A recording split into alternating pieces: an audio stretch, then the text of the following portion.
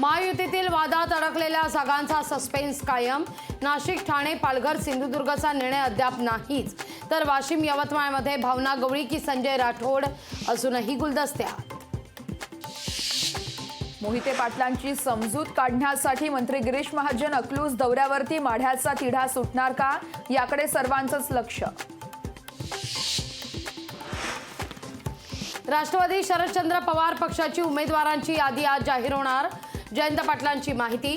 शरद पवार यांच्या वाट्याला 10 जागा येण्याची शक्यता। कोणाकोणाला संधी मिळणार, याकडे लक्ष। एकनाथ शिंदेंच्या ठाण्यातील बंगल्यावर बैठकांचं सत्र। दादा भुसे, उदय सामंत आणि सुहास कांदे नंदनवरवर। तर आता प्रचाराच्या रणनीतीवरती चर्चेसाठी बैठक झाल्याची माहिती। मुख्यमंत्री उपमुख्यमंत्र्यांसोबत शिवतारेंची 2.5 तास चर्चा। आज प्रमुख कार्यकर्त्यांसोबत बैठक घेत मांडणार भूमिका। शिवतारेंच्या भूमिकेकडे नजरा। इंडिया आघाडीकडून केजरीवालांच्या अटकेविरोधात रॅलीचं आयोजन। तर दिल्लीच्या रामलीला मैदानावरती काढली जाणार रॅली। वांद्रे वरळी सीलिंगच्या टोलमध्ये सोमवारपासून 15 रुपयांची वाढ। कार चालकाला एकेरी प्रवासाकरता मोजावे लागणार 100 रुपये। एमपीएससीच्या गट ब च्या परीक्षा अनिश्चित काळासाठी लांबणीवर। नव्या आरक्षण तक्त्यामुळे परीक्षा लांबणीवर टाकण्याचा महत्त्वाचा निर्णय।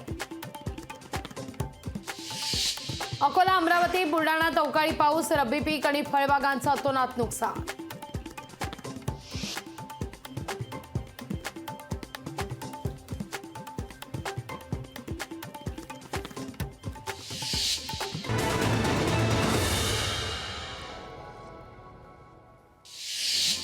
प्रहारचा पहिला खासदार अमरावतीतून निवडून जाणार। भाजप कार्यकर्ते देखील नवनीत राणांविरोधात प्रचार करतील, बच्चू कडूंचा विश्वास। मनोज जरांगे पाटील यांनी बोलावली आंतरवली सराटीत महत्त्वाची बैठक। जरांगे पाटील काय पुढची रणनीती ठरवणार, याकडे नजरा।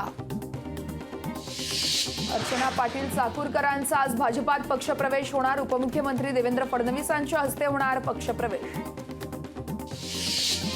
लोकसभा निवडणुकीच्या प्रशिक्षणाला अनुपस्थित राहणं भोवलं। 954 अधिकारी कर्मचाऱ्यांना कारणे दाखवा नोटीस। सिंधुदुर्ग जिल्ह्याला अवकाळी पावसाचा फटका। अवकाळी पावसामुळे फळपिकांचं मोठं नुकसान।